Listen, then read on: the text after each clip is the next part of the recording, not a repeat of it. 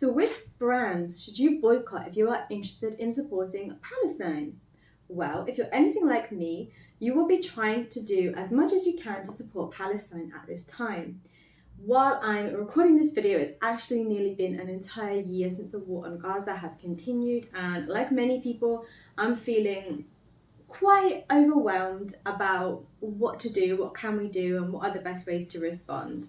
I think the important thing is not to become too negative about it and to understand that action is better than inaction, and doing something is definitely better than nothing. However, there is a lot of overwhelming information available online about who we should boycott, and sometimes it can feel a little bit too much. So, where to start? Well, the first thing I'm going to say is you should go to bdsmovement.net online. So, BDS is Boycott, Divestment and Sanctions. It's a Palestinian-led movement for freedom, justice and equality. BDS upholds the simple principle that Palestinians are entitled to the same rights as the rest of humanity.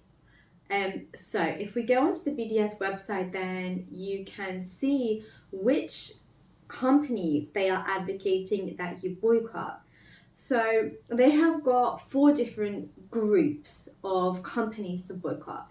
They have consumer boycott targets, they have divestment and exclusion targets, they have pressure targets, and then they have organic boycott targets.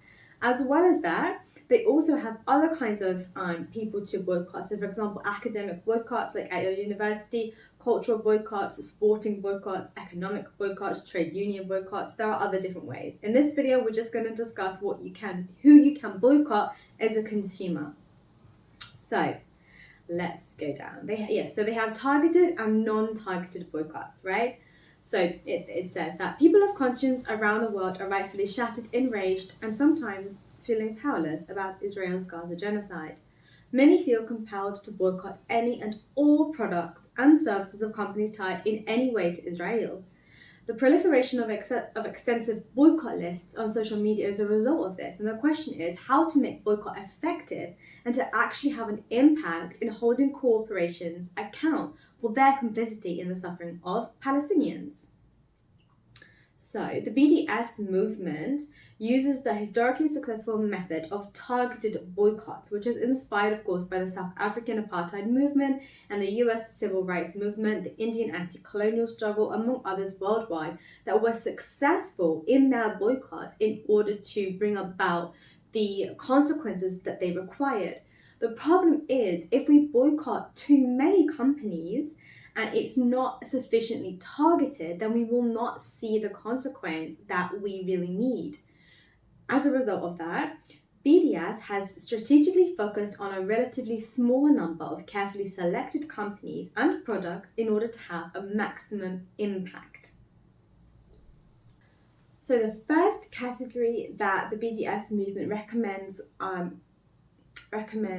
boycotting is the consumer boycott target, and this is like a complete boycott of these brands.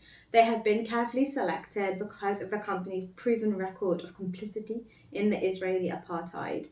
So of the consumer boycott targets, we have HP. HP services provide HP provides services to the offices of the leaders of Israel, and they provide technology for Israel's Population and Immigration Authority, which is a pillar of its apartheid regime. So HP is to boycott. Chevron, including Caltex and Texaco brands. Chevron is one of the main corporations that extracts gas claimed by the apartheid Israel in the Eastern Mediterranean, which generates billions in revenues. Siemens is the main contractor. It's a German company for the Euro-Asia Interconnector, which is an Israeli EU submarine electricity cable, which connects Israel's illegal settlements in the occupied Palestinian territory to Europe. Puma, this is somebody that you may well be able to boycott quite easily. So since 2018, BDS has been calling for a boycott of Puma, which is a German brand, due to its sponsorship of the Israel Football Association, which governs teams in Israel's illegal settlements on occupied Palestinian land. Apparently, Puma have said that they are going to stop this contract when it expires in December 2024. But I'm not 100% sure that that's correct. But nonetheless, at the time of making this video, Puma is still a big one to boycott. Another big one to boycott is Carrefour. If you live in like France or Belgium, then you should definitely be boycotting Carrefour because they have supported Israeli soldiers in partaking in the unfolding genocide of Palestinians in Gaza with like gifts and personal packages. The AXA insurance company also invests in Israeli banks and finances war crimes. SodaStream apparently is an Israeli company that is actively complicit in Israel's policy of displacing people from the Bedouin region of Palestine. Ahava is a cosmetics Israeli company, and apparently it has also got illegal settlements on the occupied Palestinian territories. I don't really know very much about that brand. I don't think it sells over here. Also Remax, which is a US company, and they sell property in occupied Palestinian land, which thus of course enables Israel's colonization of the West Bank. They also list just boycotting Israeli product from your supermarket. So if you're like buying fruit and vegetables, just to avoid buying anything that has come from Israel. The second group that they recommend boycotting is the divestment and exclusion targets. So this is more of like the macro picture. So this is calling for divestment from and excluding from procurement and investment of these companies. So they have Elbit Systems. There's a big thing about boycotting and like closing down Elbit factories in the UK because it's Israel's largest arms company. I will include links to that down below. Another one is called Intel, which has recently announced that it will invest $25 billion in apartheid Israel as Israel's war on Gaza continues. Another one is Hyundai, Volvo, CAT, and JCB, which have been used by Israel in ethnic cleansing and forced displacement of Palestinians. Barclays, is a big thing about boycotting Barclays in the UK as it holds more than £1 billion in shares of and provides more than £3 billion in loans to companies that have been used in Israel's armed violence against Palestinians. Another one is CAF, which is a transport firm and a tramline. I don't know that much about that one. Another one is Chevron-owned Noble Energy, Hikvision, TKH Security, which I think is a Netherlands company, which is involved in surveillance technology that is used to surveil people in Palestine. So the third group that they have is called pressure targets. So the BDS movement calls for pressure against these companies, including boycotts if reasonable alternative exists. So some of the big hitters, we've got Google and Amazon.